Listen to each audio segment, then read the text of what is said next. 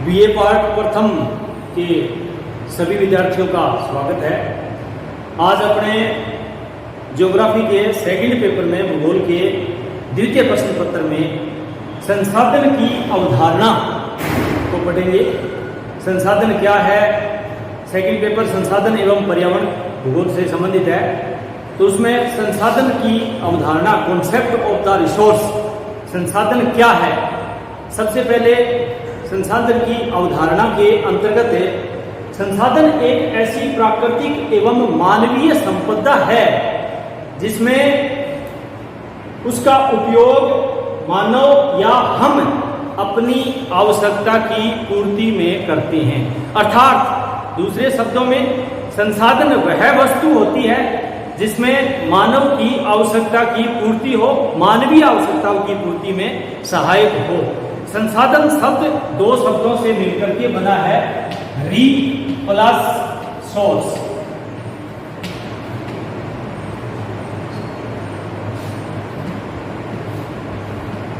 री मीन्स बार बार, पुनः, source means साधन। यानी किसी भी चीज को बार बार उपयोग किया जाए वो संसाधन की श्रेणी में आती है। संसाधन होते नहीं, बनाए जाते हैं। प्रकृति में संसाधन के अंतर्गत कुछ शर्तें हैं। संसाधन किसी भी वस्तु को संसाधन कब कहेंगे, संसाधन कोई भी वस्तु संसाधन कब कहलाएगी, उसमें कुछ शर्तें हैं कि एक तो उसमें रूप परिवर्तन की क्षमता हो, कोई भी रूपांतरण, उसका रूपांतरण मूल्यवान हो, मतलब मूल्य हो, उसका रूपांतरण हो।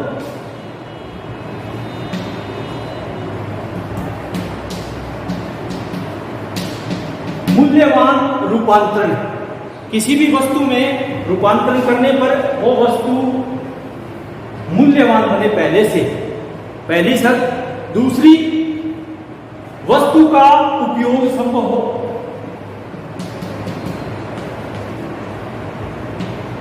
वस्तु का, किसी भी वस्तु का उपयोग संभव हो।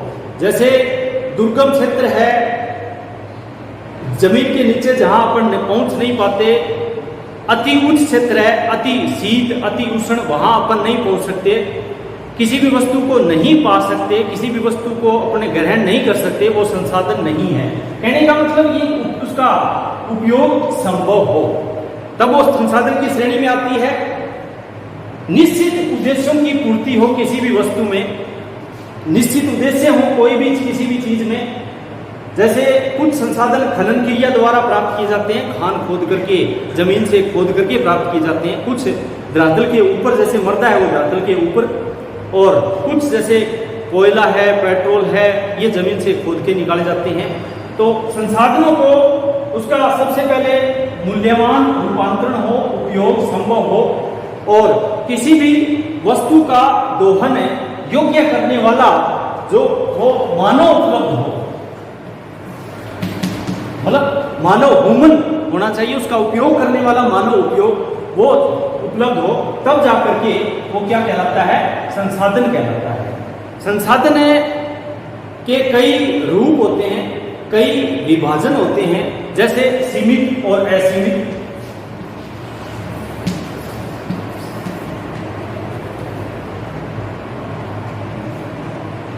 नव्यकरणीय, अनव्यकरणीय,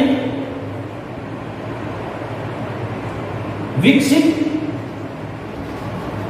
संभावित। नव्यकरणीय और अनव्यकरणीय, जैसे कुछ संसाधन परंपरागत होते हैं, प्राचीन होते हैं। कोयला, पेट्रोल, डीजल, प्राकृतिक गैस, ये परंपरागत में आते हैं। नव्यकरणीय में और अनव्यकरणीय में, जैसे किसी संसाधन का नवीनीकरण संभव नहीं होता। जैसे कोयला है, जल गया, राख हो गई, नहीं काम में आया। पेट्रोल है, जल गया, धुआं हो गया। डीजल, प्राकृतिक गैस, ये सब सारे के सारे अनव्यकरणीय संसाधन आते हैं, परंपरागत हैं, प्राचीन हैं, सीमित हैं। ये सारे के सारे सीमित में आते हैं, क्योंकि कोयला भूगर्भ में लाखों करोड़ों वर्षों पहले कोयला दब गया और धीरे धीरे पता नहीं कब भूगर्भी गलचने और कब कोयले का निर्माण हो, तो वो सीमित है। इसी के साथ में कोयले से बना प्राकृतिक गैस, डीजल, ये सारे सारे क्या है, नवीकरणीय नवीकरणीय में जिसका अपने नवीनीकरण होता रहता है, जैसे सौर ऊर्जा, भूतापीय ऊर्जा, ज्वारीय ऊर्जा, इसको वैकल्पिक संसाधन के रूप में भी इस्तेमाल करते हैं। जैसे लकड़ी है, पेड़ पौधे हैं, सारे नवीकरणीय हैं, मृदा है, जल है, ये सारे नवीकरणीय संसाधन कहलाते हैं। संसाधनों को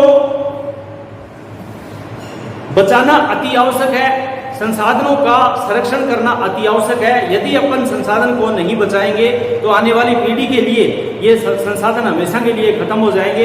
जैसे कोयला है, प्राकृतिक गैस है, इसमें कोयला, प्राकृतिक गैस और डीजल, पेट्रोल, ये सारे समाप्य संसाधन है। इसको समाप्य संसाधन बोलते हैं। ये क्या है, समाप्त होने वाले हैं। तो ये समाप्त हो जाएंगे तो आने वाली पीढ़ी के लिए इनकी समस्या हो जाएगी।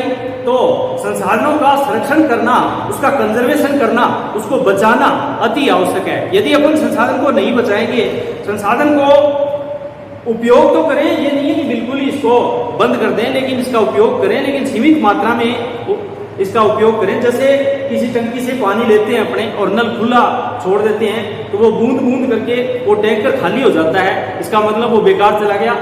काम में तो लेना है, काम में लेने के बाद में उसको सुरक्षित रख देना चाहिए। संसाधनों को बचाना अति आवश्यक है। तो भावी पीढ़ी के लिए बचाएंगे, क्योंकि आने वाली पीढ़ी के लिए संसाधन है अति महत्वपूर्ण होते हैं। संसाधनों को दो श्रेणियों में बांट करके इसका अध्ययन किया जाता है, एक तो प्राकृतिक और एक मानवीय। प्राकृतिक संसाधन में जो प्रकृति द्वारा बने हुए हैं, जैसे प्राकृतिक संसाधनों में जो प्रकृति द्वारा बने हुए हैं, जिसमें प्रकृति ने इसका निर्माण किया, जैसे पेड़ पौधे, मृदा, सब प्राकृतिक संसाधन में आते हैं, जो प्रकृति द्वारा स्वयं निर्मित होते हैं, स्वयं ही निर्माण होता है और स्वयं ही ये बिगड़ते रहते हैं और बढ़ते रहते हैं। एक होता है मानवीय संसाधन।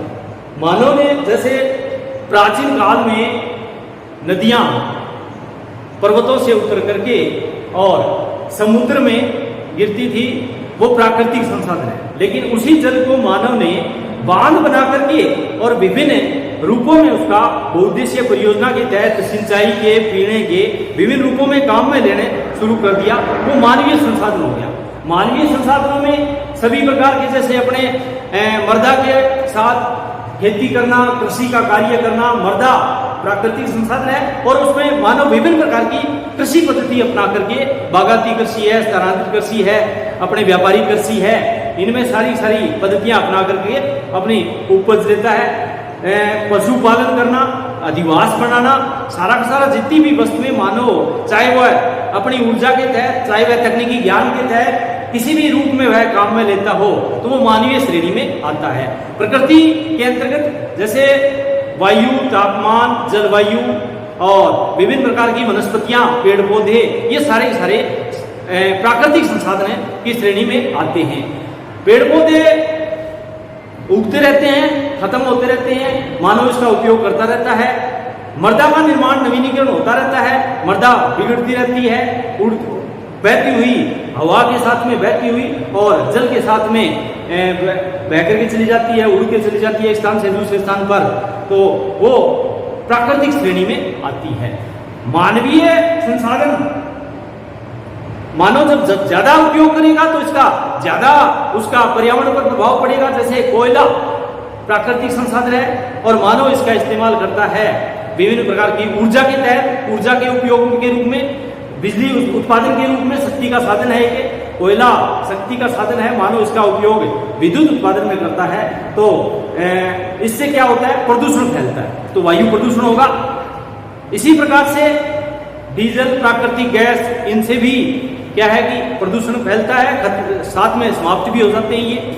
और सौर ऊर्जा, भूतापीय ऊर्जा, ये वैकल्पिक संसाधन है, असीमित है, नवीनीकरण है, ये कभी भी समाप्त नहीं होने वाले हैं। तो आजकल टेक्नोलॉजी के तहत, तकनीकी के तहत इन संसाधनों का बहुतायत उपयोग होने लगा है, क्योंकि मानव ने ये अध्ययन कर लिया है कि आने वाले समय में ये परंपरागत संसाधन है वो खत्म हो जाएंगे, तो इसकी जगह वैकल्पिक संसाधनों का उपयोग किया जाए जिसमें मानव भावी पीढ़ी के लिए इसका उपयोग करता रहे।